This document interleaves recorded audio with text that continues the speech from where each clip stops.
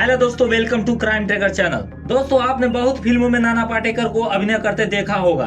वो हर एक रोल को बहुत शिद्दत से निभाते हैं कि दर्शक उनके इस अभिनय से गदगद हो जाते हैं। हालांकि आपने कभी नाना पाटेकर के उन बीते लम्हों के बारे में जानने का प्रयास किया है? मेरे ख्याल से बहुत ही कम लोग होंगे जो नाना पाटेकर के वो दर्द भरे दिन को जानते हैं। चलिए हम बताते हैं नाना पाटेकर के बारे में कुछ रोचक जानकारियाँ।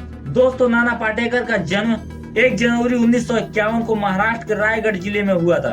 उनके पिता का नाम दिनकर पाटेकर था, जो कि एक प्रिंटिंग प्रेस चलाते थे। नाना पाटेकर की मां का नाम संजना बाई पाटेकर था। दोस्तों, नाना पाटेकर जब 7 साल के थे तभी उनके पिता के प्रिंटिंग प्रेस के बिजनेस में बहुत ज्यादा घाटा लग गया, जिसके कारण उनके घर की स्थिति बहुत खराब हो गई। तभी से नाना पाटेकर की जिंदगी पूरी तरह से बदल गई। जब नाना पाटेकर 8 साल के हुए तो वो अपना और अपने परिवार का खर्च चलाने के लिए अपने घर से तकरीबन 8 किलोमीटर दूर चूना भट्टी नामक जगह पर जाकर फिल्मों के पोस्टर पेंट किया करते, जिससे उनको 35 रुपए महीना मिलता। दोस्तों, इतने रुपए में एक परिवार का खर्च चलाना मुश्किल था। कभी कभी नाना पाटेकर के घर खाना कम पड़ जाता तो वो अपने घर खाना न खा अपने दोस्तों के घर खाना खाने के लिए चले जाते। हालांकि कोई कोई दोस्त ही उन्हें खाने के लिए पूछ लेता था, नहीं तो ज्यादा समय उनको पानी पीकर सोना पड़ता।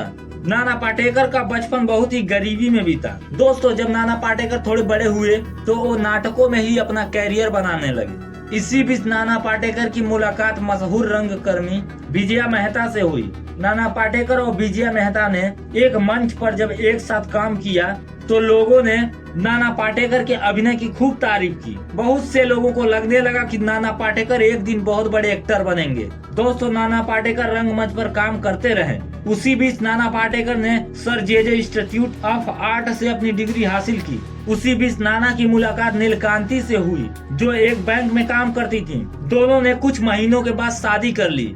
हालांकि उस वक्त नाना पाटेकर की आमदनी लगभग 750 रुपए ही थी, क्योंकि नाना पाटेकर जितना नाटक का शो करते उन्हें उसी हिसाब से पैसे मिलते। नीलकांति को लगभग 2500 रुपए महीना मिलते।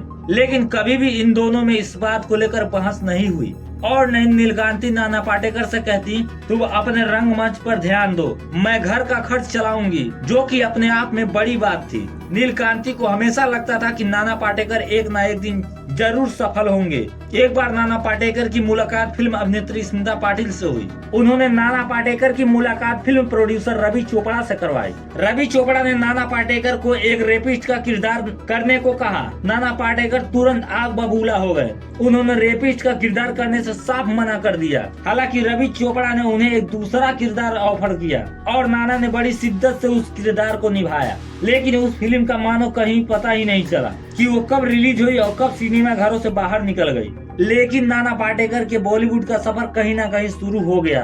दोस्तों, 1978 में नाना पाटेकर ने गमन फिल्म से बतौर एक्टर के रूप में काम करने लगे और धीरे धीरे आगे बढ़ते चले गए। इसी बीच उन्होंने 1984 में आज की आवाज, 1986 में अंकुश और मोहरे में काम किया। वहीं अंधा युद्ध फिल्म के लिए सर्वश्रेष्ठ सहायक अभिनेता के लिए उन्हें फिल्म फेयर अवार्ड भी दिया गया। दोस्तों, उसके बाद नाना पाटेकर ने कभी पीछे मुड़कर नहीं देखा। उन्होंने 1991 में आई फिल्म द फाइनल अटैक में माधुरी दीक्षित के साथ काम किया और फिर 1992 में अंगार फिल्म में अपनी महत्वपूर्ण भूमिका निभाई। दोस्तों, 1993 में आई फिल्म तिरंगा को कौन भूल सकता है, जिसमें राजकुमार साहब और नाना पाटेकर की जोड़ी ने कमाल कर दिया था। और क्रांतिवीर तो आपने देखी ही होगी, उनका डायलॉग कलम वाली बाई कितना मशहूर हुआ। दोस्तों, नाना पाटेकर की फिल्मों की फहरिस्त बहुत लंबी है, जो कि उनके संघर्षों की मेहनत का फल है। दोस्तों, नाना पाटेकर के निजी जीवन की बात करें तो उन्होंने नीलकांति से 1978 में शादी कर ली, जब वो 29 साल के थे। 1 साल बाद उनको एक बच्चा भी हुआ, जिसका कुछ ही दिन में देहांत हो गया था। हालांकि उनका एक दूसरा बेटा भी है, जिसका नाम मल्हार पाटेकर है। दोस्तों, नाना पाटेकर का नाम कुछ विवादों से भी जुड़ा हुआ है। बात 2008 की है, जब फिल्म हॉर्न ओके प्लीज की शूटिंग हो रही थी तो तनुश्री दत्ता ने कथित तौर पर नाना पाटेकर के खिलाफ यौन शोषण का आरोप लगाया था। हालांकि नाना पाटेकर ने इसे सिरे से खारिज कर दिया। उन्होंने कहा, तनुश्री मेरी बेटी की तरह है, वो मेरे ऊपर ऐसे कैसे आरोप लगा सकती है। जिसपे तनुश्री ने कहा नाना पाटेकर इस दुनिया के सबसे घटिया इंसान हैं। हालांकि नाना के खिलाफ कोर्ट में केस भी चला, लेकिन महज 1 साल में ही केस को सबूतों के अभाव में बंद कर दिया गया। तब तनुश्री दत्ता के वकील ने कहा वो सुप्रीम कोर्ट जाएंगे और उसकी लड़ाई लड़ेंगे। दोस्तों, आपको इस मामले में क्या कहना है हमें कमेंट के माध्यम से जरूर बताएं। और अगर हमारी वीडियो आपको पसंद आई हो तो इसे लाइक करें, सब्सक्राइब करें। जय हिंद, वंदे मातरम।